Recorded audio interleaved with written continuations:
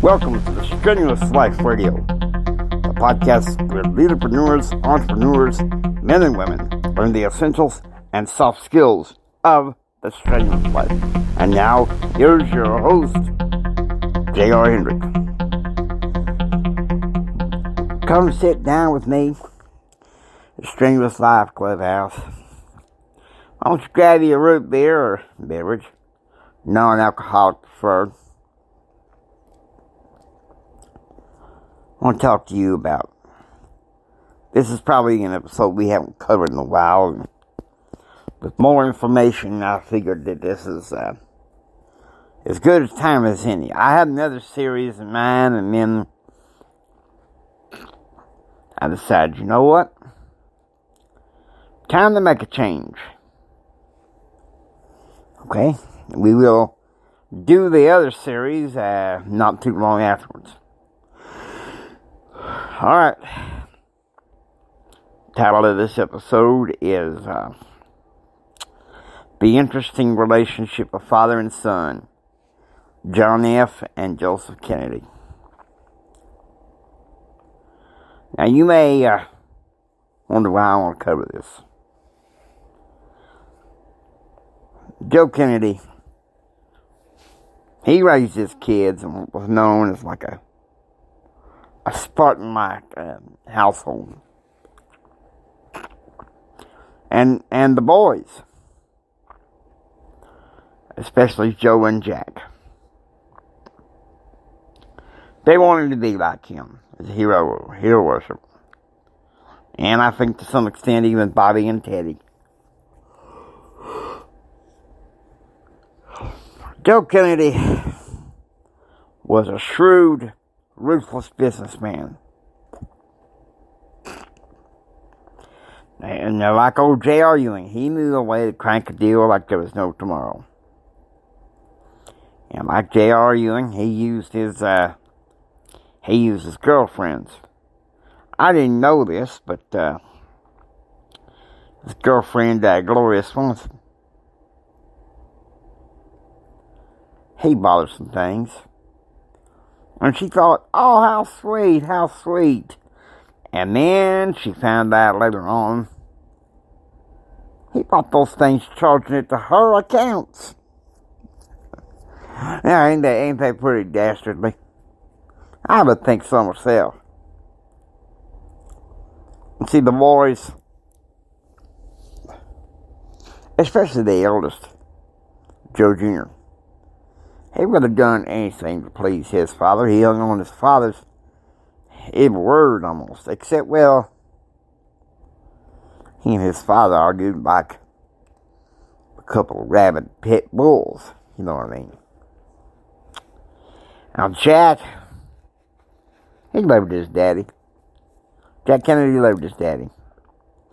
But by the time he was getting ready to get off to college, that boy had his own mind. His daddy sends him off to London School of Economics for a little while. I think, well, a year of education there would help him do some good. Jack goes along with it, and he ends up sick. Daddy had to bring him back to the States. And Daddy says, I want you in Harvard. Jack says, I want to go to Princeton with my friends. So he goes to his daddy, reluctantly helps him get into Princeton. But then he got sick and had to leave Princeton. So finally he says, okay, Daddy, I'll go to Harvard. No big deal. Now, at Harvard, this is where it began little by little to develop a separate identity from his brother and his daddy.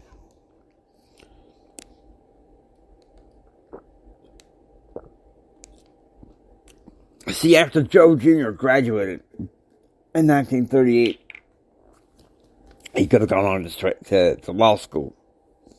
He kind of wanted to do that instead of being Daddy's assistant up in London. But he agrees to join his daddy's assistant up in London. And he decides, heck with law school. I'll delay it a year. go to work with Daddy. And Joe Jr. becomes, like his daddy, ultimate appeaser. Now, then you have Jack. Summer of 38, he's been exposed to life in England and everything. And exposed to a whole new world. He goes back to Harvard. And he starts thinking, Daddy ain't right about everything. Because, see,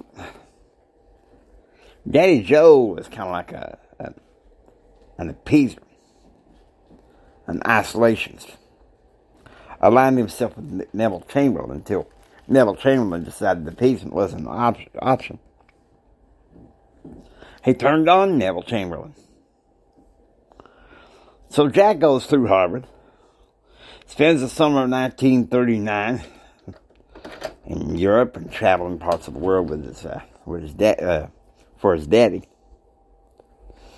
And he's seen too much of his world than to follow in the appeasement motif of his father. So he returns to Harvard his senior year, an interventionist. He becomes immensely focused in international affairs.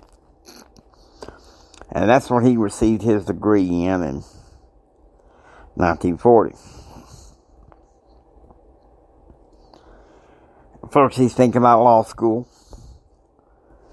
And, of course, he's got his thesis, Why England Slept, published into a book.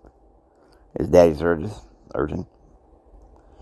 Daddy knows his health ain't, Jack's health ain't perfect. He says, well, why don't you go over to the West Coast, study a business and government course at Stanford. So Jack agrees. He goes to Stanford. Now, he goes to that class, don't get me wrong, but he's also part of the party lifestyle. Man, he gets sick again and returns back to New England. And after several months of recovering, his daddy gets him a bright idea. Hey, boy, I think I'll send you off a little while to South America. And I think with Jack Kennedy, that was an eye-opener. He even had a couple girlfriends up there in South America he loved. Sisters, I think. Anyway, he comes back from South America. And he tells Daddy, I want to become part of the armed forces. He tries the Army, doesn't work out. He tries the Navy, they're kind of suspicious about taking him because of his health. But then,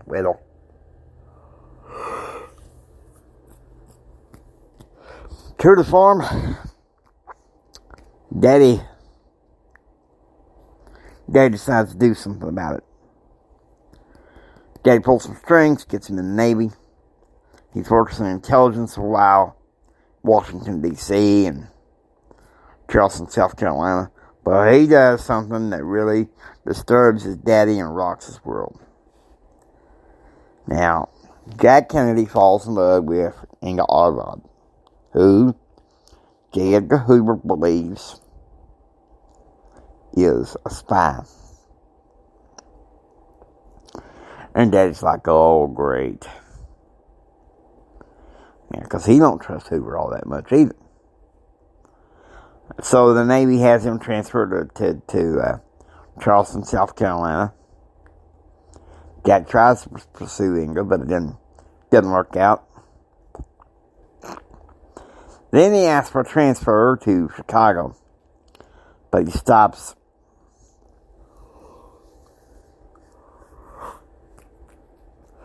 He stops off Washington, D.C. first to see Inga. And his daddy was like, what you, boy, have you lost your mind? You don't need to be seen with that girl. Have you lost your mind? So he joins Jack goes into some indoctrination center at Northwestern University. When he's about done with that, he tells Daddy, I want to do the PT boat thing. So Daddy sits down, probably in front of a few cameras, and talks to the guy at the school. He pulls strings for Jack to go into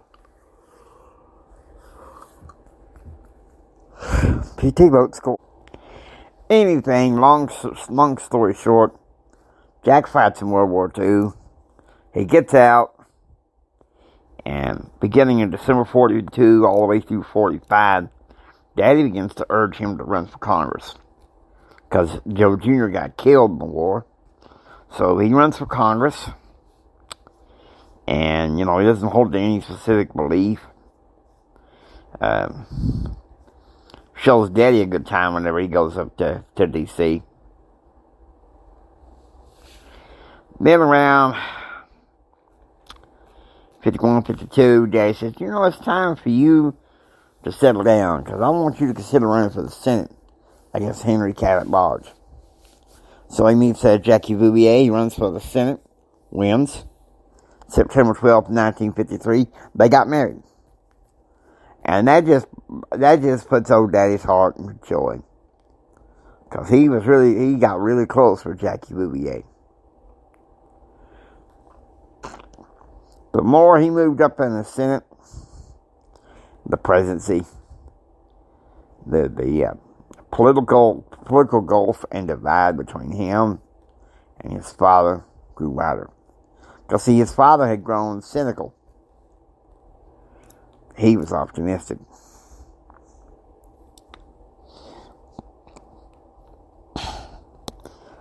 Now, I hope you enjoy listening to Strenuous Life Radio.